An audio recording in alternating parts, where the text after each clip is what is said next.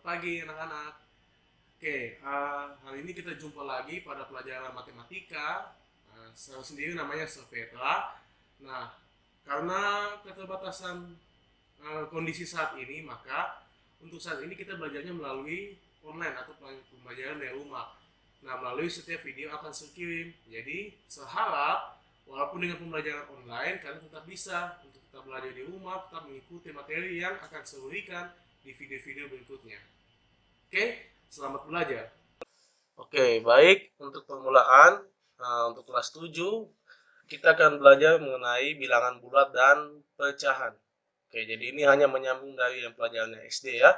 Oke, perkenalkan dulu, nama saya adalah, ini namanya saya ya, boleh dipanggil saja Sir Petra untuk singkatnya. Nah, saya mengajar di kelas 7A sampai di kelas 7E. Oke, langsung saja kita mulai.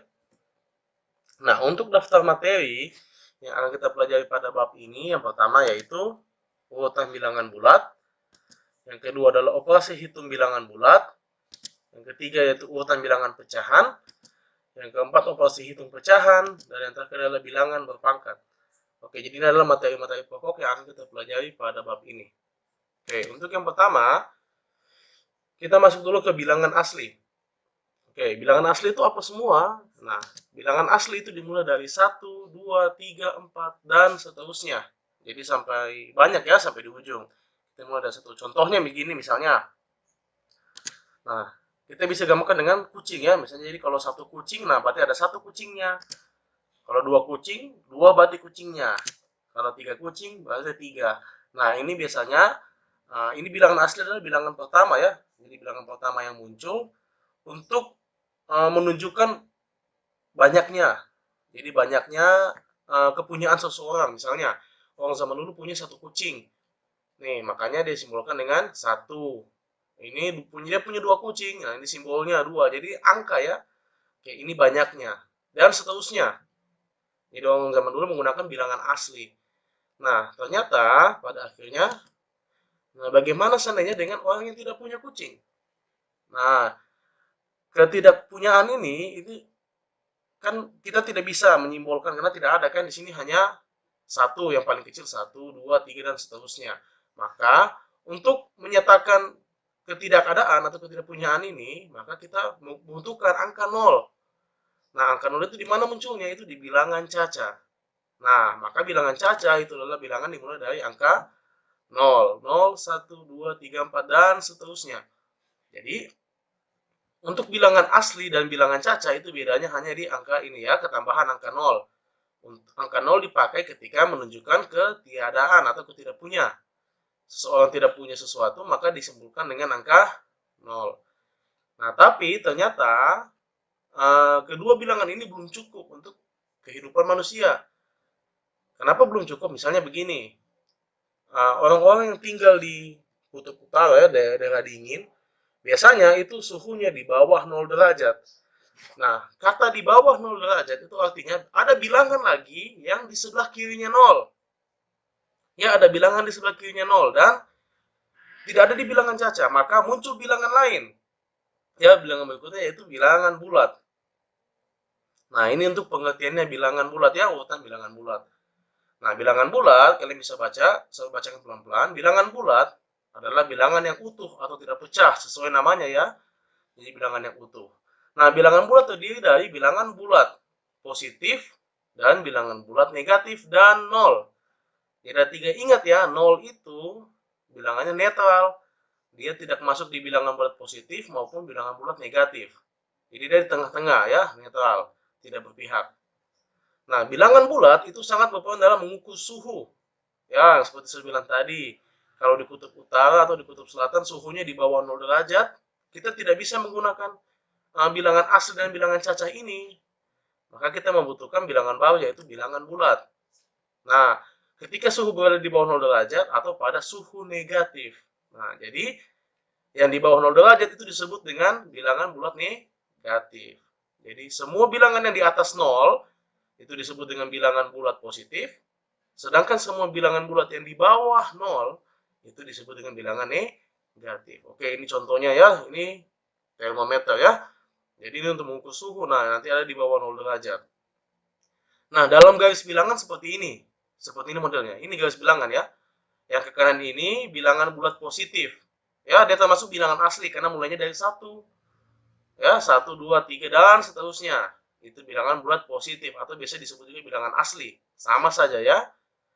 Oke, kemudian ada angka 0. 0 ini adalah bilangan yang netral di tengah-tengah. Jadi dia bukan negatif, bukan juga positif.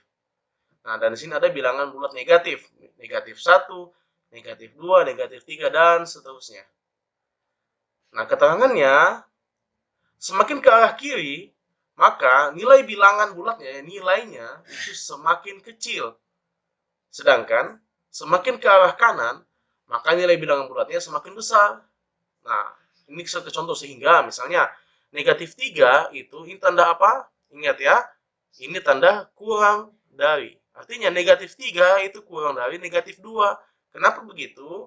Karena negatif 3 ada di sebelah kiri, lebih ke kiri daripada negatif 2. Maka sehingga negatif 3 itu kurang dari negatif 2. Nah, atau kalau yang positifnya ya seperti biasa ya, 20 itu lebih dari 18. Kenapa? Karena 20 itu lebih ke kanan daripada 18. Ya, jadi sampai sini paham ya? Semakin ke kiri, maka nilainya semakin kecil. Sedangkan semakin ke kanan, maka nilainya semakin besar. Oke, kita lanjut. Oke, kita lanjut ke operasi hitung bilangan bulat. Nah, operasi hitung. Materi yang kedua ya, setelah urutan kita belajar operasi hitung. Nah, untuk yang pertama kita belajar mengenai penjumlahan. Nah, penjumlahan ini saya rasa agak gampang ya. Mirip seperti pelajaran di SD. Tapi kita akan kembali ulang di sini. Oke, misalnya contohnya. Tentukan hasil penjumlahan bilangan-bilangan berikut. Bagian A, negatif 8 ditambah 3. Bagian B, negatif 2 ditambah negatif 5. Oke, perhatikan dulu untuk soalnya. Nah, bagian sini ini tidak perlu dikurung karena ini tiganya positif. Ya, sementara di sini tambah, jadi tidak perlu dikurung. Nah, ini juga tidak perlu. Negatif 8. Kenapa? Karena dia angkanya di awal. Nah, kenapa negatif 5 harus dikurung?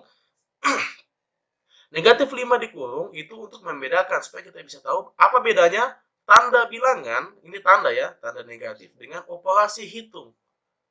Nah, kalau kalian tidak kurung, nanti kalian bingung. Jadi harus dikurung supaya kita tahu bahwa ini artinya ini tanda negatif. Sementara ini operasi hitung penjumlahan. Oke, yang pertama, penjumlahan dari negatif 8 ditambah 3. Nah, kalau saya misalkan bahwa negatif itu berarti kita meminjam. Jadi kalau ada tanda negatif berarti kita meminjam. Nah, anggapnya seperti itu supaya mudah. Nah, berarti misalkan negatif 8 itu artinya dipinjam 8. Kita pinjam 8. Dan 3 ini positif ya. Positif itu artinya dibayar. Jadi sekali lagi, kalau negatif itu artinya dipinjam, kalau positif artinya dibayar. Oke, sehingga jika dipinjam 8, kemudian kita bayar 3, maka hasilnya pasti masih ada pinjaman 5. Ya, sekali lagi, kalau kita pinjamnya 8, terus kita bayar atau kita kembalikannya 3, maka masih ada sisa pinjamannya, yaitu sebesar 5. Sehingga karena dia pinjaman, berarti tandanya harus negatif. Sehingga negatif 8 tambah 3 sama dengan negatif 5.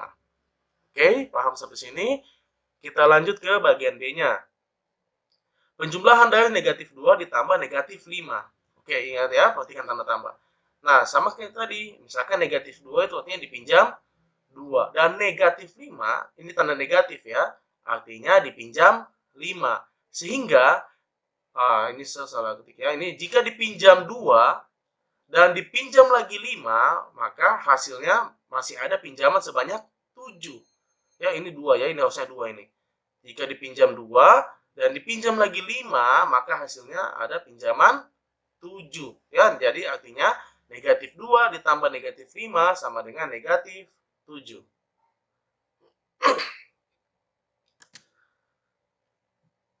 Baik, kita lanjut ke pengurangan bilangan bulat. Oke, untuk pengurangannya contoh, saya kasih contohnya 3 ya. Tentukan hasil pengurangan dari bilangan-bilangan berikut. Bagian A, negatif 11 dikurangi 3. 7 dikurangi negatif 5. Ini harus dikurung ya, karena beda tanda dengan operasi hitung. Di sini 12 dikurangi 20. Oke, yang pertama, pengurangan dari negatif 11 dikurangi 3. Nah, untuk soal seperti ini, kita ubah dulu ya. Cara gampangnya gini. Nah, negatif 11 dikurangi 3, kita bisa ubah, ini bisa ya, menjadi negatif 11 ditambah negatif 3. Oke ya, ini hanya untuk kalau dia berlaku seperti ini ya, hanya ada tanda ini.